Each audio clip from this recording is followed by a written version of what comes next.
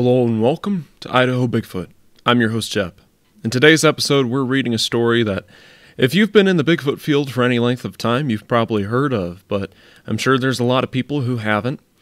This is the story of Bauman, a man who Theodore Roosevelt wrote about, as you will soon find out, and he thought this man was telling the truth. And so the fact that he thought it was worthwhile to write down and preserve for everyone here a story that if it weren't for him, none of us would know about is quite interesting. And I wonder how many times there were tales that men lived through, it wasn't just made up, that no one else really got to hear because it wasn't recorded. It's kind of an interesting thought, but thankfully this man, whoever he may be, as we'll talk about later, there's some discussion on that point, was able to talk to Theodore Roosevelt, and he recorded it. So this is a very interesting story. I just want to dive right into this, folks. So go ahead and grab your coffee, tea, or hot cocoa, and let's sit down and enjoy the show. Here we go. Frontiersmen are not, as a rule, apt to be very superstitious. They lead lives too hard and practical, and have too little imagination in things spiritual and supernatural.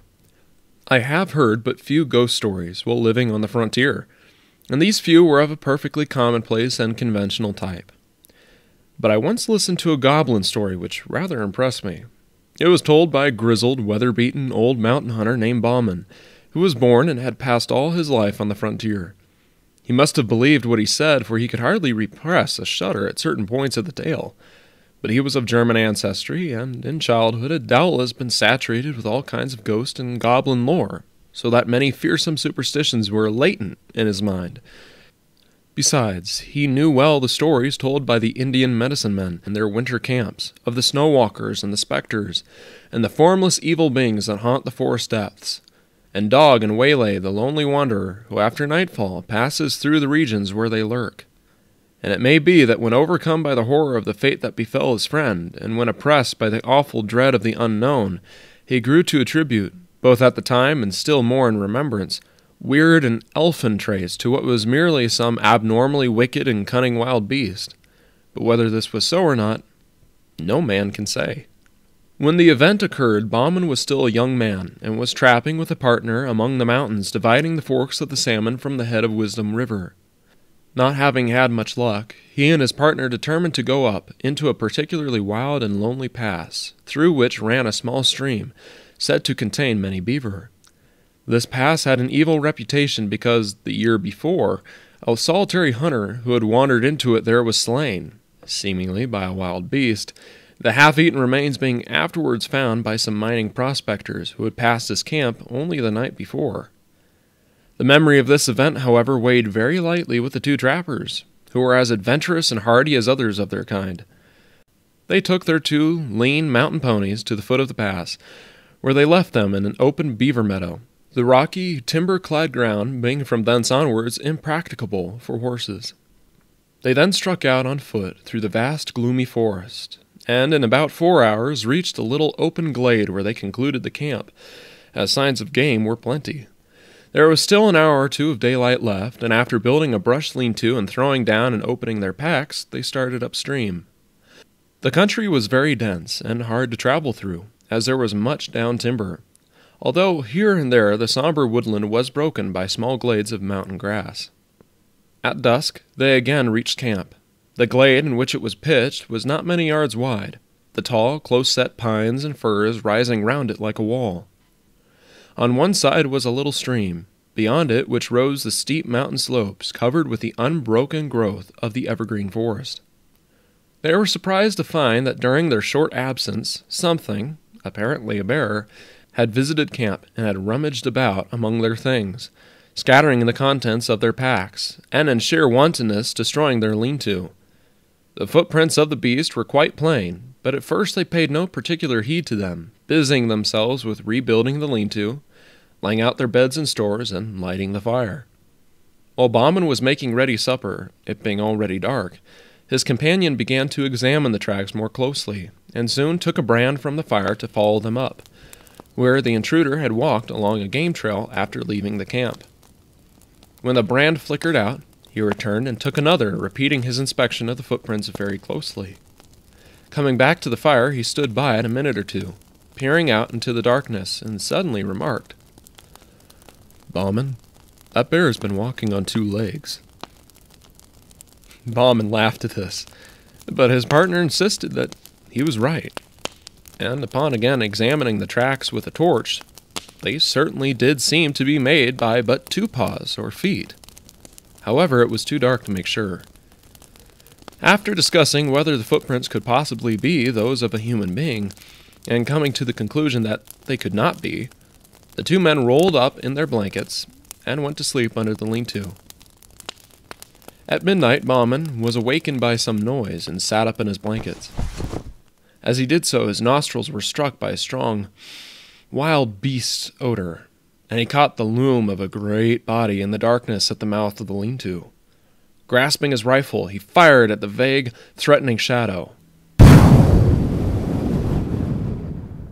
but must have missed, for immediately afterwards he heard the smashing of the underwood as the thing, whatever it was, rushed off into the impenetrable blackness of the forest and the night. After this, the 2 men slept but little, sitting up by the rekindled fire, but they heard nothing more.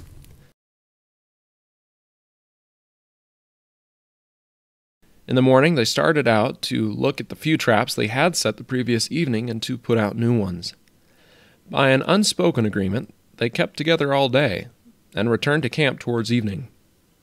On nearing it, they saw, hardly to their astonishment, that the lean-to had been again torn down. The visitor of the preceding day had returned, and in wanton malice had tossed about their camp kit and bedding, and destroyed the shanty. The ground was marked up by its tracks, and on leaving the camp it had gone along the soft earth by the brook, where the footprints were as plain as if on snow, and after a careful scrutiny of the trail, it certainly did seem as if, whatever the thing was, it had walked off on but 2 legs. The men, thoroughly uneasy, gathered a great heap of dead logs, and kept up a roaring fire throughout the night, one or the other sitting on guard most of the time. About midnight, the thing came down through the forest opposite across the brook, and stayed there on the hillside for nearly an hour. They could hear the branches crackle as it moved about, and several times it uttered a harsh, grating, long-drawn moan, a particularly sinister sound. Yet, it did not venture near the fire. In the morning, the 2 trappers, after discussing the strange events of the last 36 hours, decided that they would shoulder their packs and leave the valley that afternoon. They were the more ready to do this because, in spite of seeing a great deal of game sign, they had caught very little fur. However, it was necessary first to go along the line of their traps and gather them, and this they started out to do. All the morning they kept together, picking up trap after trap, each one empty. On first leaving camp, they had the disagreeable sensation of being followed. In the dense spruce thickets, they occasionally heard a branch snap after they had passed, and now and then there were slight rustling noises among the small pines to one side of them. At noon, they were back within a couple of miles of camp. In the high, bright sunlight, their fears seemed absurd to the 2 armed men, accustomed as they were through long years of lonely wandering in the wilderness to face every kind of danger from man, brute, or element. There were still 3 beaver traps to collect from a little pond in a wide ravine nearby. Bauman volunteered to gather these and bring them in, while his companion went ahead to camp and made ready the packs. On reaching the pond, Bauman found 3 beaver in the traps, one of which had been pulled loose and carried into a beaver house. He took several hours in securing and preparing the beaver, and when he started homewards, he marked with some uneasiness how low the sun was getting. As he hurried towards camp, under the tall trees, the silence and desolation of the forest weighed on him. His feet made no sound on the pine needles, and the slanting sun rays, striking through among the straight trunks, made a gray twilight in which objects at a distance glimmered indistinctly. There was nothing to break the ghostly stillness which, when there is no breeze, always broods over these somber primeval forests. At last he came to the edge of the little glade where the camp lay, and shouted as he approached it, but got no answer. The campfire had gone out, though the thin blue smoke was still curling upwards. Near it lay the packs, wrapped and arranged. At first Bauman could see nobody, nor did he receive an answer to his call. Stepping forward, he again shouted, and as he did so, his eye fell on the body of his friend, stretched beside the trunk of a great fallen spruce. Rushing towards it, the horrified trapper found that the body was still warm, but that the neck was broken, while there were 4 great fang marks in the throat. The footprints of the unknown beast creature, printed deep in the soft soil, told the whole story. The unfortunate man, having finished his packing, had sat down on the spruce log with his face to the fire, and his back to the dense woods to wait for his companion. While thus waiting, his monstrous assailant, which must have been lurking nearby in the woods, waiting for a chance to catch one of the adventurers unprepared, came silently up from behind, walking with long, noiseless steps, and seemingly still on 2 legs. Evidently unheard, it reached the man and broke his neck by wrenching his head back with its forepaws, while it buried its teeth in his throat. It had not eaten the body, but apparently had romped and gamboled around it in uncouth, ferocious glee, occasionally rolling over and over it, and had then fled back into the soundless depths of the woods. Bauman, utterly unnerved and believing that the creature with which he had to deal was something either half-human or half-devil, some great goblin beast, abandoned everything but his rifle and struck off at speed down the pass, not halting until he reached the beaver meadows, where the hobbled ponies were still grazing. Mounting, he rode onwards through the night until far beyond the reach of pursuit.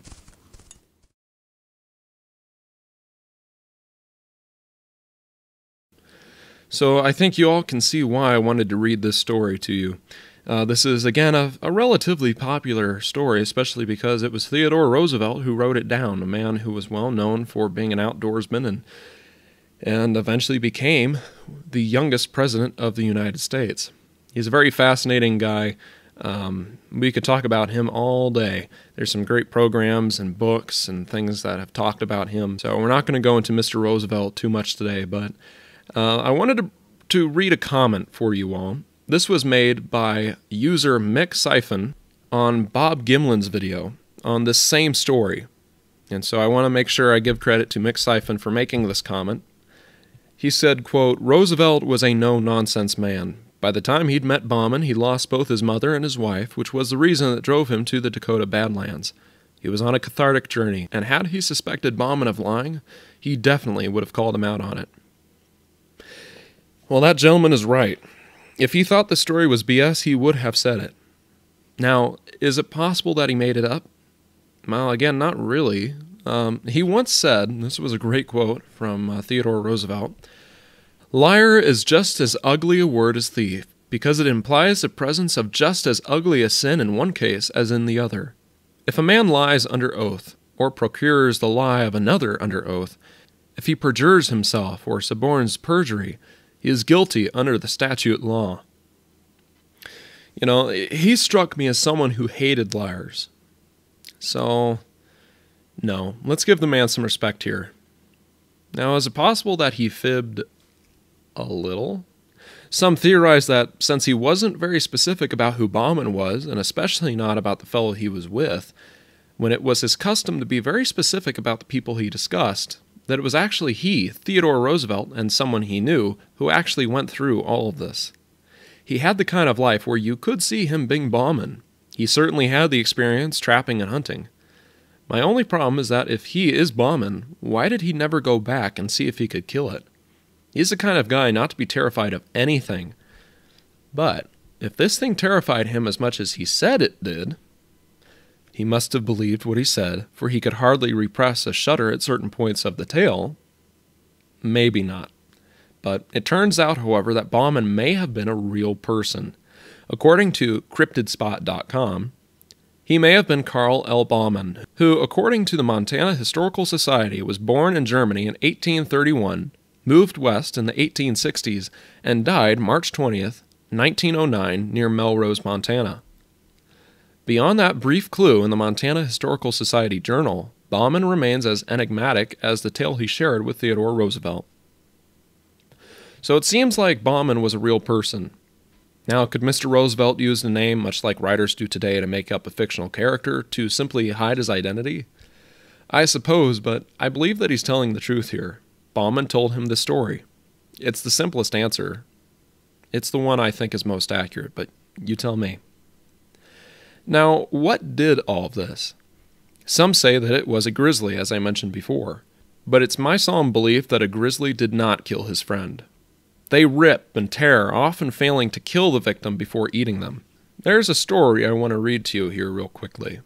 Quote, in 2011, Perkins had his face ripped off by a grizzly bear in what has been described as one of the most horrific attacks on record.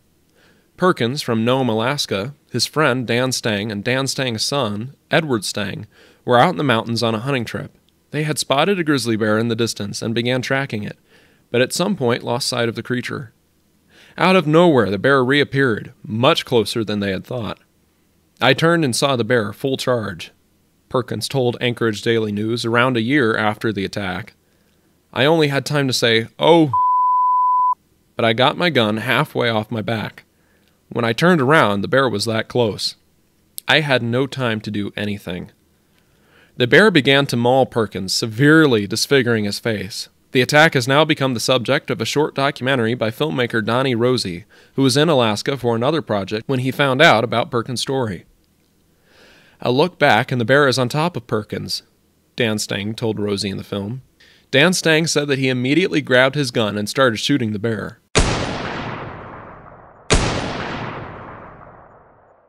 The 8-foot-tall bear then began to charge at him, leading his son to start shooting at the bear also.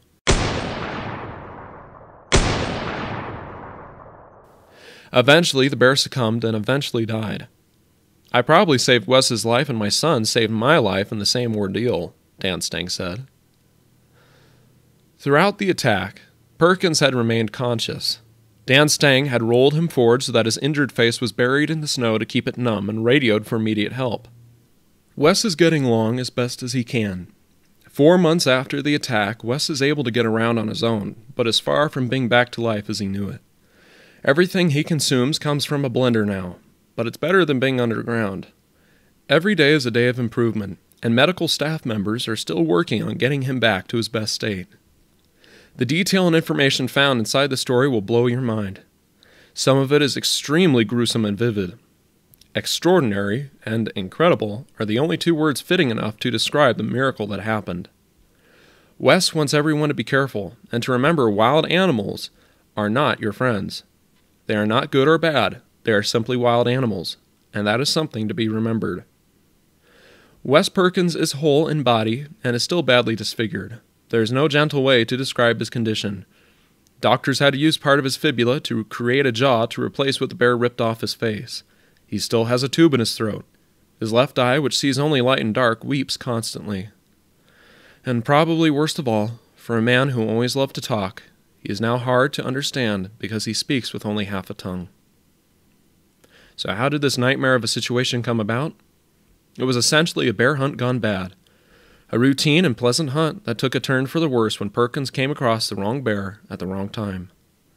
Rather than fling like most usually do, the bear fed into its fighting instinct, as it likely felt threatened. It turned out to be bad news for Perkins. Perkins, who is a trained paramedic, recalls the attack vividly. He was quoted in the interview with Anchorage Daily News. "I had to dig stuff out of my airway to breathe," he wrote. "If I was unconscious, I would have died. Also, as long as I lay still just right, I was able to keep my airway open. I could not move my face sideways or my airway would close. I know if I lost consciousness, I would probably die. So I stayed alert all the way to Nome, and I could squeeze the hands of my 2 partners when they asked me questions." Even as the Stangs began life-saving first aid, they were radioing for help from Nome, a community far from anywhere at the tip of the Seward Peninsula, jutting into the sea closer to Russia than Anchorage, the urban hub of the 49th state. Perkins' brother Nate made the radio call. He didn't call Alaska state troopers and wait for others to act. He pretty much single-handedly organized a rescue to lift his brother from the wilderness of the Kigluak Mountains. I'm sorry, I don't know how to pronounce that. I tried looking it up, and I couldn't find anything. So, Kigluak Mountains, sorry if I'm getting this wrong, about 30 miles east of the small community. Ace chopper pilot Ben Rowe saved his life, Nate said at the time, but Rowe was only one of many who combined to save then 54-year-old Wes. Rowe was in the air only minutes after taking a phone call from Nate. As he flew, others were rolling into action, too.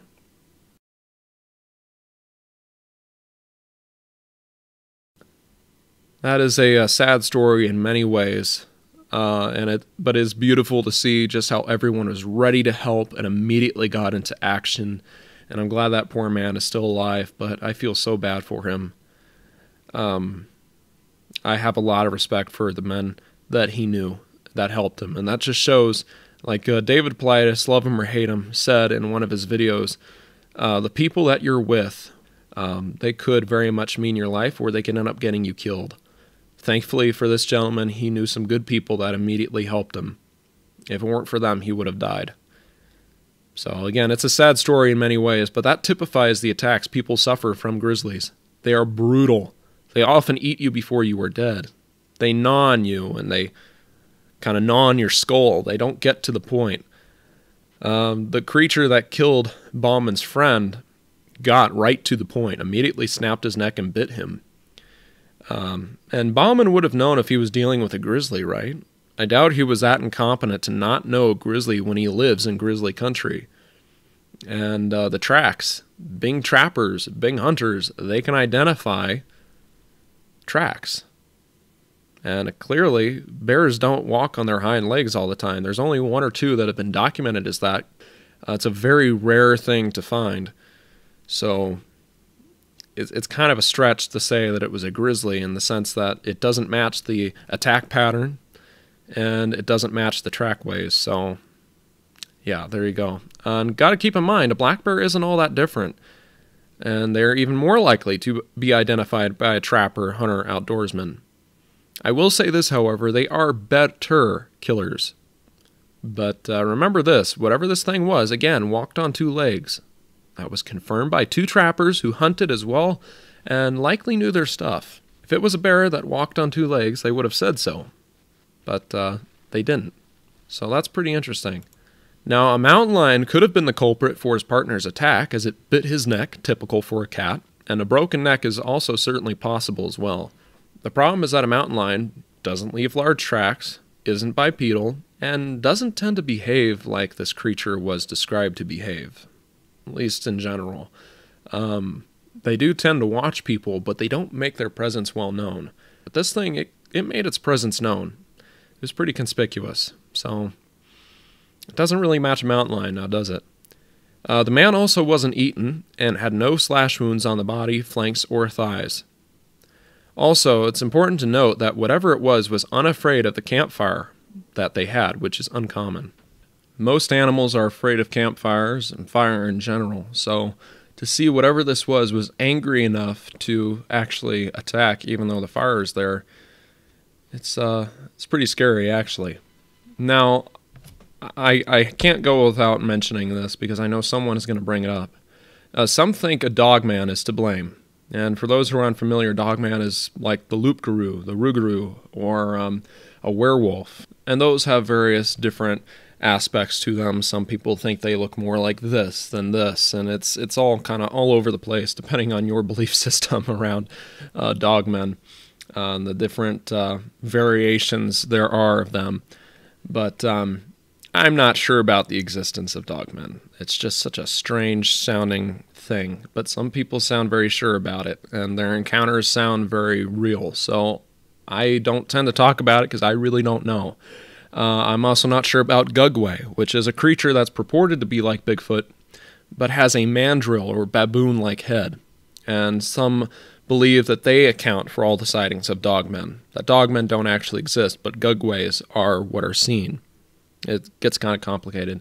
Now, it's possible that they are genetically engineered, as Ila Ivanov pursued that research and thought it was possible, and recently scientists have moved in that direction, at least publicly. They recently injected human cells into the embryo of a monkey and kept it around for like 20 days. So that's something for y'all to look into. So is it possible that this has been done before without our knowledge and that it's an escaped government experiment?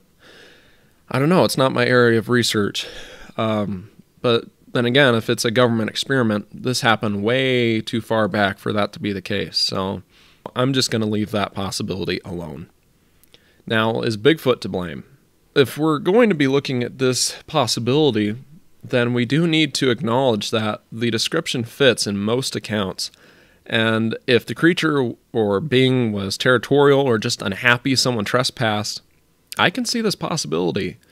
What really strikes me is that it was initially curious, searching through their things like the creatures did in Albert Ostman's encounter, and the same has happened in recent encounters according to eyewitnesses.